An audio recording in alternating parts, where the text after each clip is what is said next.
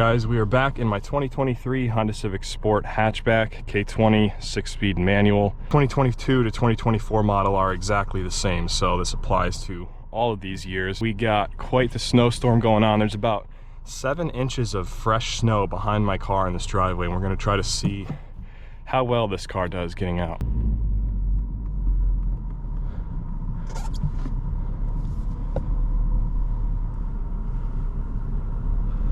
Taking a look at my backup camera, you can see there's one lane that I plowed, and now I'm in just fresh powder.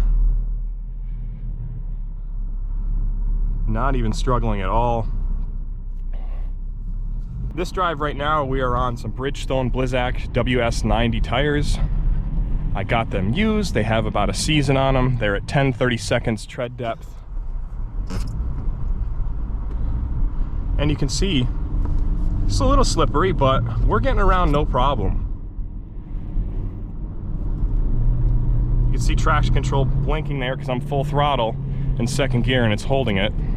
If you put the right tires on this car, it's going to be just as good as any other car in the snow. Here, look at this. I'm going to have to plow through this giant mound. Look at that. Any front-wheel drive car is completely fine in the snow. You just got to know what you're doing. You got to put the right tire on it. Snow tires make a night and day difference. If you have never had a snow tire on your Civic, you need to try it out. It is a game changer in these conditions. You can throw the best all-season tire that's supposedly rated for the snow. However, you throw any cheap snow tire on the car and it's going to outperform that all season. But I wanted to show you one thing here with the traction control. If I turn it off and put it in first, it'll let me free spin as much as I want. See that? I just free spun to 25 miles an hour. So it acts like it's completely off. But if you get going fast enough, like over 30, and you punch it, you can see traction control automatically jumps in, even though it's off, and tells you to knock it off. See it flashing right now? I think it's over 30 miles an hour is the cutoff. So if you're under 30 mile an hour wheel speed, it'll let you spin all day. But if you're over 30, it seems like even with traction control off, it still intervenes as like a dummy mode and comes on and corrects it. There's got to be some kind of left down upright PlayStation 2 cheat code to disable it permanently. And if you know that cheat code, please leave a comment below.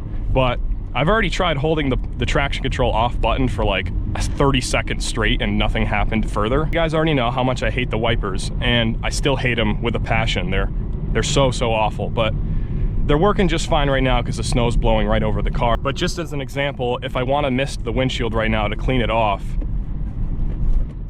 I just misted it. Where'd all the fluid go? There it is. It's gonna make a liar out of me and work perfect now, of course, but that rarely works good in the winter. The wipers get really cold and they don't flex and grab the windshield that good, and then you squirt the fluid. You do one little flick of the mist for the fluid, and it dumps so much fluid. I feel like it's way more wasteful than the old school sprayers that just coated the whole windshield in a fine spray pattern. Now it's just like full flow fluid on top of the wipers. It's a very slippery bridge ahead. Traction control is off still.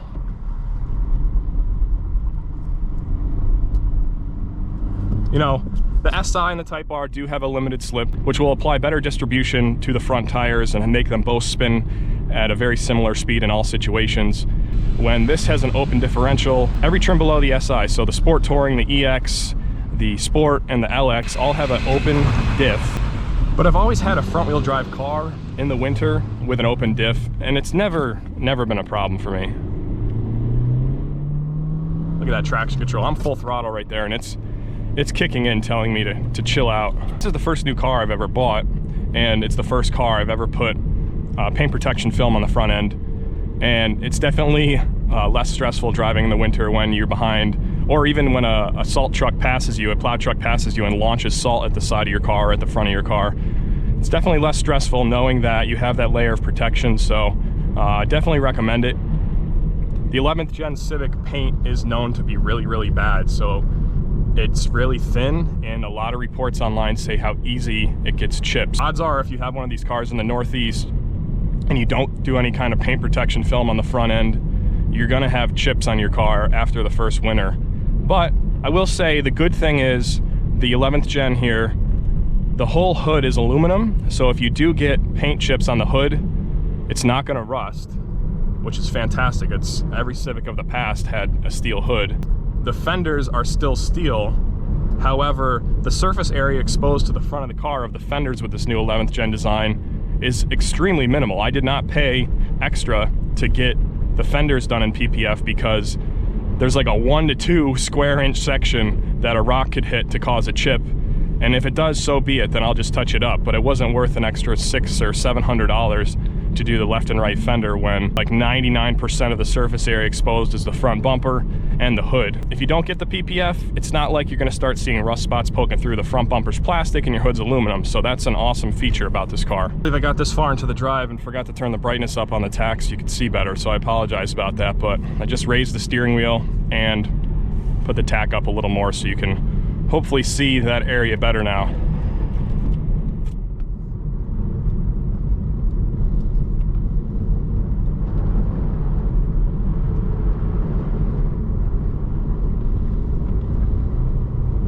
The traction control works really, really well in this car.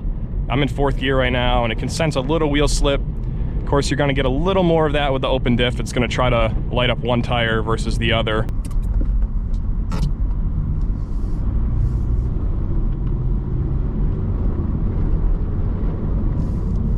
Just trying to give it excessive throttle there to see how it pulls out of that turn. Really no problems at all. I can't complain. Every Civic I've had in the past was fine in the winter.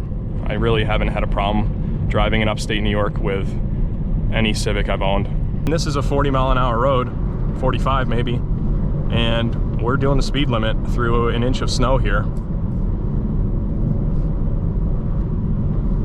No problems at all. I'd be lying to you if I didn't mention that I do miss my mechanical e-brake.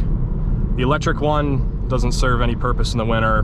Don't even try to mess around with it because you're not gonna know. It works. You can pull it and it'll lock them up quick, very aggressively, but you don't really have a good release point and know when it's releasing when you want to, like if it was mechanical. So it is you know, the old mechanical one was helpful in certain situations. This guy needs to get on his side of the road. See, SUV, brand new SUV driving about 20 miles an hour through the snow in the middle of the lanes. You can see his tire tracks are all over the place here. I don't know what he was doing. He was in his lane, then he came over to my lane, probably trying to find the driest line, but we don't really have to do that with these tires on this car. We can stay in our lane no problem through the thick part of the snow here. I think this car has really just earned a bad reputation online because all the Facebook groups that I'm a part of, people are posting and commenting saying, you know, asking a question, how is this Civic generation in the snow? And a lot of people comment that it's pretty awful, and everyone commenting those replies about how bad this car is in the winter all have the factory Eagle Sport all-season tires on their car. And when you take a look at the tire tread on those, you can clearly see that they're not going to be a good snow tire. If you buy the trim that has the 18-inch wheels, so the SI, the Sport Touring, or the Sport here, you're going to get that type of tire that's really going to be awful in the snow. So the car is getting a bad stereotype overall about being bad in the snow when it's really just the tires that come on it. And if you're buying the Sport or Performance trims, you're wanting a more performance-oriented tire, and Honda gave you that. Even though it's an all-season, it's a more dry weather and wet weather performance tire that's not really intended to do well in the snow. So do yourself a favor, cruise on your Facebook marketplace and pick up a set of extra wheels, a set of snow tires. Like I said, the snow tires on this car are 235/45/17, and I got them for $260 and they were like brand new for the full set. So it's a small investment to make your winter commuting significantly easier to deal with the sketchy all-season tires that come on this car. You can see right here, this van is absolutely struggling on his all-season tires.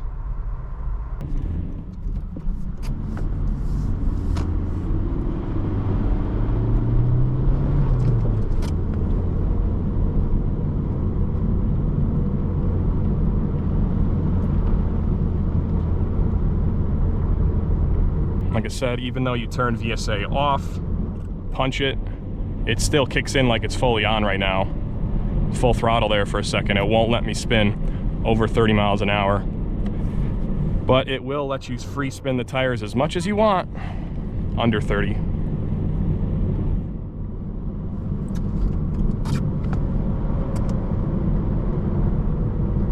Another SUV not staying in his lane.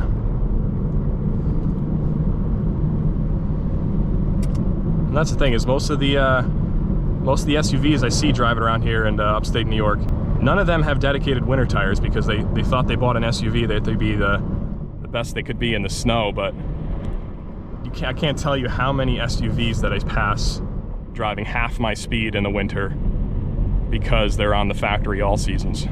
So thanks guys for watching. I hope this video was helpful to you guys. Leave a comment below what your thoughts are. If you have any questions about anything further that I didn't discuss in this video about how the car is in the snow. Hopefully now that you've heard this video, you can forget all the stuff you see online about how bad this car is in the snow, because it really is just as good as any other car, because it all comes down to the tires. So please guys, give the video a like, subscribe, and I'll see you in the next one.